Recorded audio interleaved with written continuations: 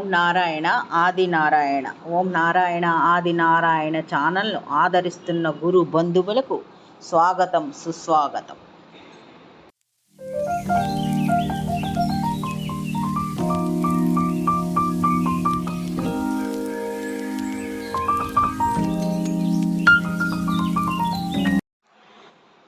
ఓం నారాయణ ఆది నారాయణ. ఓం శ్రీ భగవాన్ వెంకయ్య స్వామి నారాయణ. ఆశ్రిత జనరక్షకుడు, దీనజన బాంధవుడు, అవధూత శ్రీ భగవాన్ వెంకయ్య స్వామి వారి పాద పద్మములకు నా ప్రణామములు. సమస్త సగుణ రూప నిర్గుణ రూప గురుదేవుల పాద పద్మములకు నా నమస్సుమాంజలి. అవధూత భగవాన్ శ్రీ వెంకయ్య స్వామి వారి అనుగ్రహంతో, సమస్త గురుదేవుల ఆశీస్సులతో శ్రీ మొగలచెల్ల దత్తాత్రేయ స్వామి వారి లీలా వైభవం. ఉన్న దాంట్లో అసంతృప్తి, లేని దానికోసం తపన, సగటు మానవ జీవితంలో ఇదే జరుగుతూ ఉంటుంది. ఈ తపనలో ఎన్నో ప్రమాదాలు ఎదురవుతూ ఉంటాయి. వాటిని నివారణ కోసం మార్గాలు వెతుకుతూ ఉంటాం. ఇలాంటి సందర్భంలో పూర్వపుణ్యవశాన ఎవరో ఒక సద్గురు పరిచయం, ఒక అవధూత పరిచయం కలుగుతూ ఉంటుంది.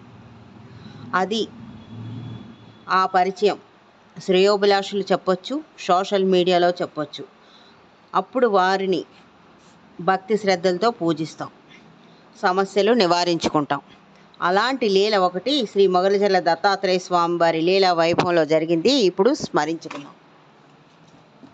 ఆ రోజు ఆదివారం ఉదయం మొగలచెల్ల దత్తాత్రేయ స్వామి వారి మందిరంలో జరిగే కార్యక్రమం ఏమిటంటే, ఉదయం 5 గంటలకి ప్రారంభిస్తారు. పూజా కార్యక్రమాలు, ప్రభాత సేవ మొదలగునవన్నీ మొదలవుతాయి.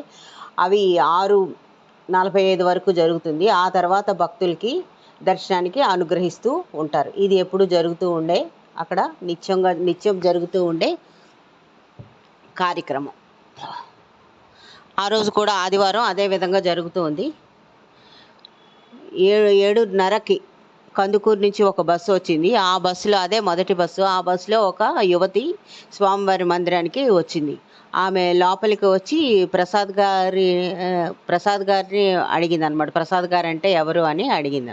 అంటే నేనే అని వారు నాగేంద్ర ప్రసాద్ గారు చెప్పారు. ఆమె అప్పుడు ప్రసాద్ గారిని అడిగింది, ఇక్కడ సిద్ధి పొందిన అవధూత శ్రీ దత్తాత్రేయ స్వామివారి సమాధిని దర్శించుకోవాలని వచ్చాను, ముందుగా మీతో కొన్ని విషయాలు మాట్లాడాలని ప్రసాద్ గారితో ఆమె అంది. అప్పుడు ఈయన ప్రసాద్ గారు అన్నారు, అమ్మ మీరు చూస్తున్నారు కదా, ఇప్పుడు మీతో మాట్లాడే టైం లేదు మాకు, మీరు అన్యదా భావించవద్దు. ఇంకో 2 గంటల తర్వాత భక్తులు రావడం తగ్గుతుంది. ఈ లోపల మీరు వెళ్ళి స్నానం చేసి స్వామివారి దర్శనానికి రండి. మీరు స్వామివారి సమాధిని దర్శించుకున్న తర్వాత సమయం చూసుకొని మాట్లాడవచ్చు అని నాగేంద్ర ప్రసాద్ గారు ఆమెతో చెప్పారు. అదేవిధంగా ఆమె వెళ్ళిపోయింది. అంటే ఇక్కడ ఆదివారం నాడు ఉదయం 5 గంటల నుంచి 7:30 భక్తుల తాకిడి ఎక్కువ ఉంటుంది కదా, అప్పుడు సిబ్బంది, నాగేంద్ర ప్రసాద్ గారు అంతా చాలా అక్కడ అంతా బిజీగా ఉంటారనమాట. భక్తులు ఎక్కువగా ఉంటారు. అందుకని వారికి ఎవరితో మాట్లాడే టైం కూడా ఉండదు. అదేవిధంగా ఆమెతో అలా చెప్పారు. ప్రసాద్ గారి మాట విన్న తర్వాత ఆమె వెళ్ళిపోయింది. ఇంకొక అరగంట తర్వాత స్వామివారి దర్శనం చేసుకోవడానికి వచ్చింది, కానీ స్వామివారి సమాధి దర్శనంకి వెళ్ళకుండా నాగేంద్ర ప్రసాద్ గారి టేబుల్ దగ్గర ఒక ప్రక్కగా నేల మీద కూర్చొని ఉంది. ఆమె ప్రసాద్ గారితో ఇలా అంది, మీకు తీరిక దొరికిన తర్వాత, మీతో మాట్లాడిన తర్వాతే నేను స్వామివారి సమాధిని దర్శించుకుంటాను అని చెప్పిందనమాట. నా మనసులో మాట మీకు చెప్పుకోవాలి అని అన్నదనమాట.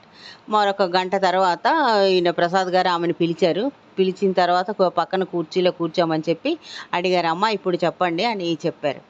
అంతవరకు ఆమె కొంచెం ఎంతో ప్రశాంతంగా ఉన్న ఆమె ఒక్కసారిగా ఏడవడం మొదలుపెట్టింది. మొహం చేతులతో కప్పుకొని ఏడుస్తుంది. ఇలా ఒక 5 నిమిషాల పాటు అలా ఏడుస్తూనే ఉంది. వీరి ప్రక్కనే ఉన్న ప్రసాద్ గారు శ్రీమతి ఆమెను వాదార్చిందమ్మ, మీకు వచ్చిన కష్టం చెప్పండి, మీరు ఇప్పుడు స్వామివారి సన్నిధిలో ఉన్నారు, భయపడవద్దు అని ఆమెకు వాదార్పునిచ్చారు. కొద్దిసేపు తర్వాత ఆమె ఇలా చెప్పిందనమాట. ఆమె పేరు సుశీల అని, పెళ్ళై 10 ఏళ్ళు అవుతున్నట్టు, వారికి ఒక అబ్బాయి ఉన్నట్టు, 8 ఏళ్ల వయసు అని, ఆ అబ్బాయి 3rd క్లాస్ చదువుతున్నట్టు చెప్పింది. అంతేకాకుండా ఆమె భర్త సాఫ్ట్వేర్ ఉద్యోగం చేస్తున్నట్టుగా చెప్పింది. తర్వాత ఆమె కూడా కొన్నాళ్ళు ఉద్యోగం చేసినట్టు, బాబు పుట్టిన తర్వాత ఉద్యోగం మానేసినట్టుగా కూడా చెప్పింది. తర్వాత ఖాళీగా ఉన్నాను కదా, ఏదైనా చేద్దామని అనుకొని భార్యాభర్తలు ఇద్దరు మాట్లాడుకున్న తర్వాత, ముందు భర్త ఒప్పుకోలేదు, కానీ భర్తను ఒప్పించి వాళ్ళు చిట్ ఫండ్ వ్యాపారం మొదలుపెట్టారు. మొదటి 3 ఏళ్ళు లాభాలతో బాగానే సాగింది. మొత్తం ఈమె నిర్వహించుకుంటూ వచ్చినట్టుగా చెప్పింది. మొదటి 3 సంవత్సరములు బాగానే గడిచింది. ఆ తర్వాత వీరికి కష్టాలు మొదలయ్యాయి. అంటే చిట్ పాడుకున్న వాళ్ళు సరిగ్గా టైంకి డబ్బు కట్టడం మానేశారు. ఆ తర్వాత అది మెల్లిమెల్లిగా ఆలస్యం అవుతుంది. దాంతో వీరికి రావాల్సింది ఎప్పుడైతే ఆలస్యమైందో వీరు కట్టాల్సిన వాళ్ళకి, ఇవ్వాల్సిన వాళ్ళకి వీరు సకాలంలో చెల్లించకపోయారు. దాంతో కొంతమందికి చెక్కులు ఇవ్వడం కూడా జరిగింది. ఆ చెక్కులు బౌన్స్ అయ్యాయి. ఆ బౌన్స్ అవ్వడంతో వాళ్ళు కోర్టులో కేసు కూడా వేశారు. ఇంక ఇప్పుడు కోర్టు కేసులు నడుస్తున్నాయి. వాటికి మేము హాజరు కావాలి అని ఆమె చెప్పింది. నేను మా వారు ఈ సమస్య నుంచి ఎలా బయటపడాలని నలిగిపోతున్నాం. ఇలాంటి పరిస్థితిలో సోషల్ మీడియాలో శ్రీ స్వామివారి గురించి చదివి మా వారితో చెప్పి చివరి ఆశగా నేను ఇక్కడికి వచ్చాను అని ఆమె ఏడ్చేసింది. కొద్దిసేపటి తర్వాత ఆమె స్వామివారి దర్శనం అంటే అప్పుడు ప్రసాద్ గారు చెప్పారు, వెళ్ళండమ్మా మీరు దర్శనం చేసుకొని స్వామివారిని త్రికరణ శుద్ధిగా నమ్ముకోండి, మంచి జరుగుతుందని నాగేంద్ర ప్రసాద్ గారు ఆమెకు చెప్పారు. ఆమె అదేవిధంగా సమాధి దర్శనం చేసుకుంది. పాదుకులు కూడా నమస్కారం చేసుకొని బయటకు వచ్చిందనమాట. ఆ బయటకు వచ్చి ప్రసాద్ గారితో చెప్పింది, స్వామివారిని నేను వేడుకున్నాను, నా సమస్యకు పరిష్కారం దొరికితే మా వారితో సహా ఇక్కడికి వచ్చి 3 రాత్రులు నిద్ర చేసి అన్నదానం చేసి వెళ్తానని మొక్కుకున్నాను అన్నది. అంటే వీడు ప్రసాద్ గారు మంచిదమ్మా, స్వామివారి దయ చూపుతారు అని చెప్పారు. ఆమె వెళ్ళిపోయింది. ఆ తర్వాత 4 నెలలు గడిచిపోయాయి.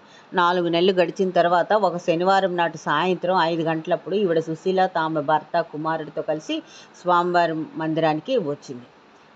వచ్చి ప్రసాద్ గారిని కలిసింది. ఆమె భర్తను పరిచయం చేసింది. తర్వాత ఆమె ఇలా చెప్పింది, మా సమస్య స్వామివారు ఇలా తీరిపోయింది, ఒక రకంగా తీర్చారు. ఇక్కడి నుంచి వెళ్ళిన తర్వాత అమెరికాలో ఉన్న మా అన్నయ్యకి విషయం తెలిసి అప్పులు తీర్చడానికి అవసరమైన నగదంతా సర్దుబాటు చేశాడు. దాంతో మేము కేసుల నుంచి బయటపడ్డాము. మాకు కొంచెం వెసులుబాటు కలిగింది. మాకు అంతేకాకుండా మాకు గుణపాఠం కూడా నేర్పారు స్వామివారు. సకాలంలో మాకు దారి చూపారు. మా అన్నయ్య రూపంలో స్వామివారే మాకు కరుణించారు. ఇంకెప్పుడు అత్యాశకు పోను, స్వామివారి వద్ద ప్రమాణం చేయడానికి నేను వచ్చాను అని ఆమె చెప్పిందనమాట. ఇప్పుడు అంతా ఇవ్వాల్సిన వాళ్ళు ఇస్తున్నారు, త్వరలో నా మొక్కు చెల్లించుకుంటాను స్వామివారి దగ్గరికి వచ్చి అని ఆమె చెప్పింది. అంటే ఈ సుశీల లాంటి వాళ్ళకి ఇలాంటి పరిష్కారం చూపడం కాకుండా జీవితంలో అత్యాశ పోకుండా కూడా స్వామివారి చక్కటి పాఠం ఈమెకు నేర్పారు. ఓం నారాయణ ఆది నారాయణ.